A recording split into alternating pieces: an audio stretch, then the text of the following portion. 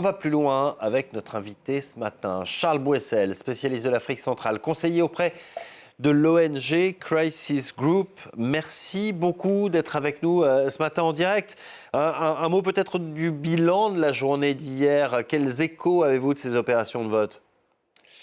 Eh bien, le vote s'est globalement passé dans le calme dans l'ensemble du pays. Mais ce qu'on peut dire, c'est qu'il y a un certain enjeu et une certaine tension autour du dépouillement des votes, notamment de la part des soutiens du candidat succès Masra, qui ne veulent rien laisser passer lors de ce dépouillement. Vous avez parlé d'enjeux. Est-ce qu'il y a vraiment un suspense dans ce scrutin ? Eh bien, c'est une bonne question. Donc, effectivement, on dit que le président sortant, Mahamat Idriss Déby, est le favori du scrutin. D'abord, pour une raison principale, c'est que le président de la transition exerce un certain contrôle sur les institutions en charge d'organiser et de valider les élections, Oui. notamment l'ange.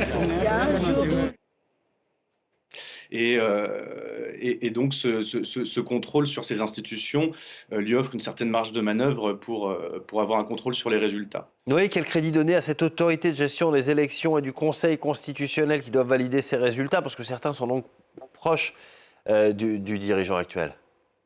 Oui, bien sûr. Donc, la majorité du personnel de l'autorité nationale de gestion des résultats font partie des soutiens du parti présidentiel et donc du candidat Mahamat Déby. Et donc, cela représente un problème d'indépendance pour les critiques du régime. Qu'est-ce qui va se passer maintenant ? Eh bien, les résultats sont annoncés pour le 5 juin. Ce qui laisse un certain temps pour le dépouillement. Et on est peut-être là dans la période la plus tendue, Ouais. puisque on voit déjà, notamment sur les réseaux sociaux, des pages pas forcément affiliées ouvertement à quelqu'un qui publie ce qui semble être des PV de bureau de vote, qui publie des résultats partiels et d'autres pages qui appellent les Tchadiens à faire eux-mêmes leurs calculs, à calculer, à additionner eux-mêmes les résultats par bureau de vote afin que les vrais chiffres de l'élection ressortent. Et donc, ce climat de vidéos, de suspicion de fraude, voilà, c'est un climat de tension qui peut créer des risques de voir peut-être une partie de l'opposition descendre dans la rue. Quel que soit le futur président, il aura toujours des pouvoirs importants. Il semblerait que la nouvelle constitution soit loin de consacrer l'État décentralisé que souhaitait une partie de l'opinion. Oui, absolument. La nouvelle constitution votée par les Tchadiens en 2022, finalement, elle renforce presque le pouvoir présidentiel, le pouvoir de l'exécutif, en lui attribuant même davantage de pouvoir, et en supprimant aussi, par exemple, la limite de 2 mandats présidentiels. Et donc, oui, cette constitution, on peut dire que elle renforce fortement le pouvoir de l'exécutif au détriment du pouvoir législatif, notamment.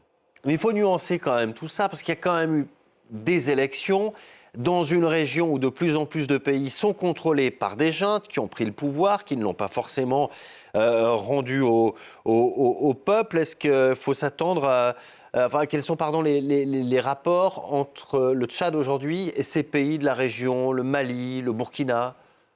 Alors, le Tchad a une position assez ambiguë vis-à-vis de ces juntes militaires du Sahel. D'abord, le Tchad jouit d'une certaine position différente de ces autres juntes, puisque le Tchad est parvenu à garder de bonnes relations diplomatiques, notamment avec les pays occidentaux et avec l'Union africaine, et donc a pu éviter notamment les sanctions qui ont visé d'autres juntes militaires du Sahel. Le Tchad a su jouer de cette position finalement de bon élève des transitions politiques par ces juntes au Sahel, en se targuant d'être notamment la première de ces juntes à organiser les élections, en se targuant d'avoir plus ou moins respecté les délais de la transition. Et donc, les gains diplomatiques de cette position sont importants pour le Tchad, comme je l'ai dit, parce que donc, le Tchad a pu éviter les sanctions.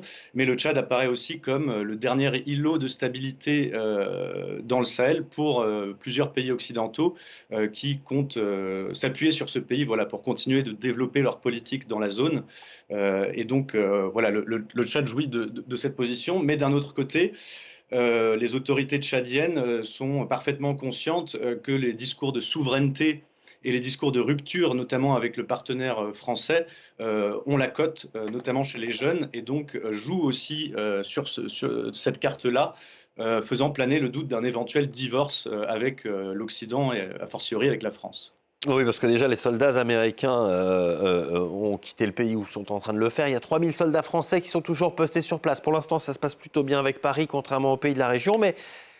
Mais quand même, on voit que les autorités commencent à s'ouvrir vers d'autres pays. Et on pense notamment à la Russie. Oui, effectivement, le président Mahamat Déby a récemment fait un voyage diplomatique en Russie, d'où il est revenu en affirmant avoir signé plusieurs accords de coopération dont les contours sont, il est vrai, encore flous. On ne sait pas vraiment si ce voyage était plutôt destiné à faire de la communication ou si il recoupe vraiment voilà, un accord qui a été signé. Ce qu'on peut signaler, c'est que voilà, des photos ont émergé sur les réseaux sociaux où l'on voit Maxime Chougalet, qui est un spécialiste de la communication de l'ancien groupe Wagner, et qui se trouve aux côtés de l'équipe de campagne de Déby. Et donc, voilà, on voit qu'il y a eu quand même quelques soutiens voilà, d'un politologue autrefois proche de Wagner.